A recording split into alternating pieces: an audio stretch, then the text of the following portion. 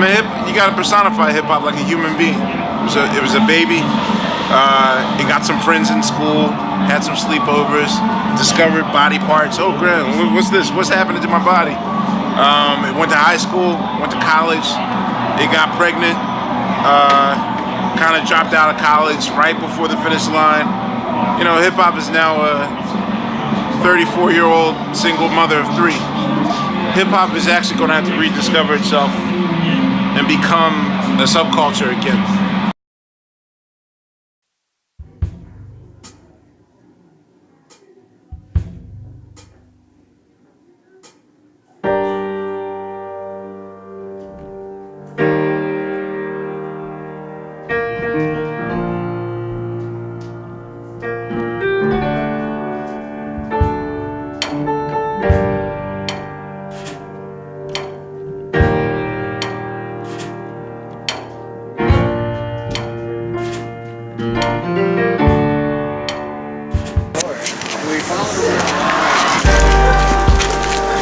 Let's do it.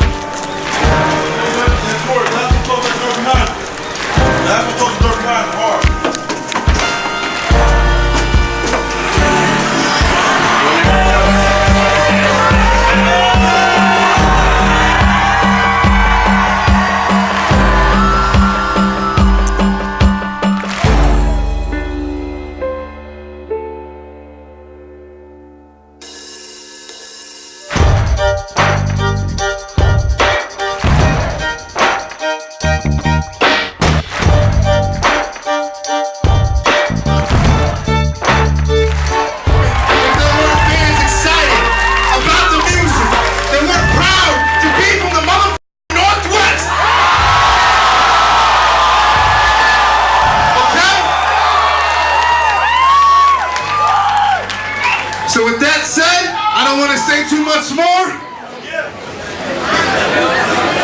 When I say blue, y'all say scholars. Blue! Blue! Blue! Blue! Blue! Blue! Bring it to the stage right now! Come on, come on, come on! Yeah! Something! Come on, Blue Skies!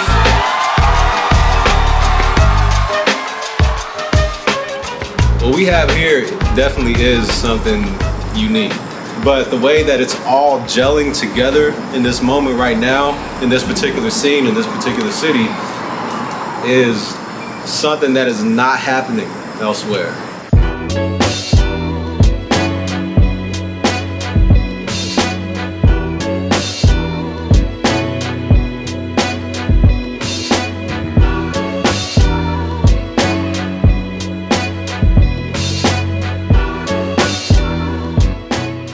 Tough because we are way up here in the Northwest, and we're known for a few things. You know, we're known for Jimi Hendrix, we're known for grunge music, we're known for coffee, we're known for Microsoft, you know, so hip-hop isn't the first thing on people's mind, you know. A lot of people don't know, but Seattle's been doing it since the jump. This dude Ness Rodriguez is on the radio. He calls himself Nasty Ness. I said, okay, so what? At the time, I'm a street DJ, you know, so I didn't give a about radio, so I thought. And then I listened to Ness's show.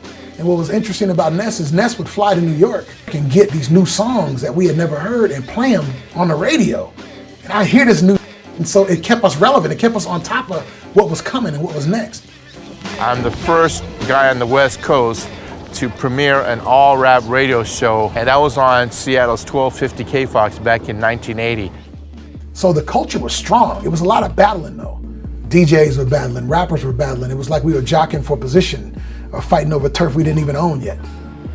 People were doing good stuff, they were doing dope music, but I think it was a lot of things that made it harder back then.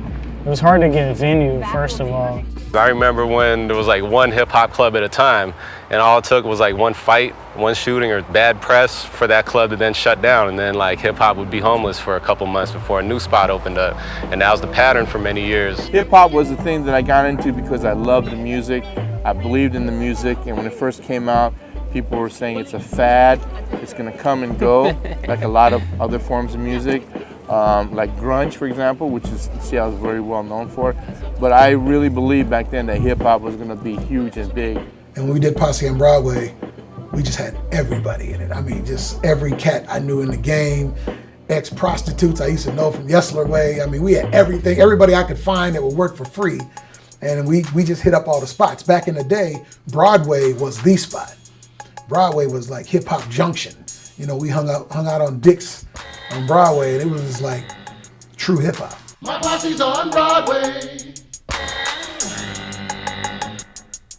My posse's on Broadway.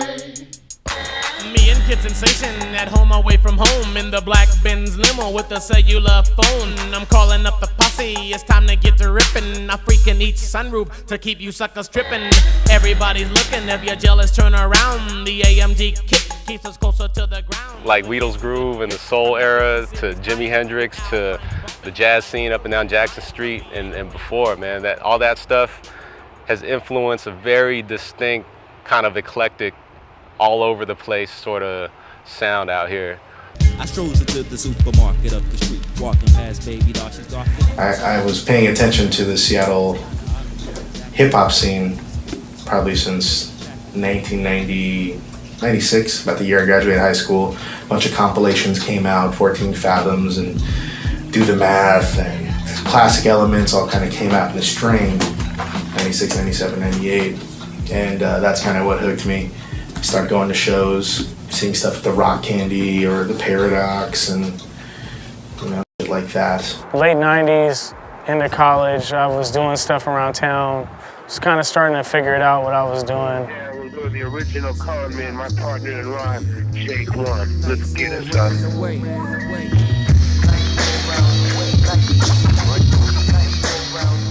I didn't really have like big aspirations for it. Like I was gonna work with, you know, famous artists and go platinum and all that. I just didn't really, nobody had really done it from here, so I didn't really think it was really possible.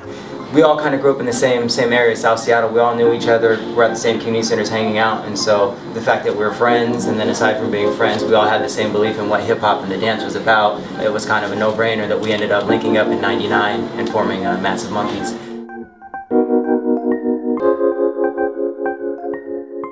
Around that time, actually the label was right down the street, this label called Conception. And that was like my training to like learn how to make songs. And this is the first songs I ever recorded. And I got like really positive response on some of that stuff. So basically I went to like, they had this thing called Gavin Convention that's like a South by Southwest kind of thing. So all the artists are there and I just handed out beat tapes. But from there I got a manager and then I'd send beats to the manager, and then he would give a beat to Mos Def or somebody, and Mos Def bought a beat, and Dr. Dre bought a beat, and it just kind of went from there.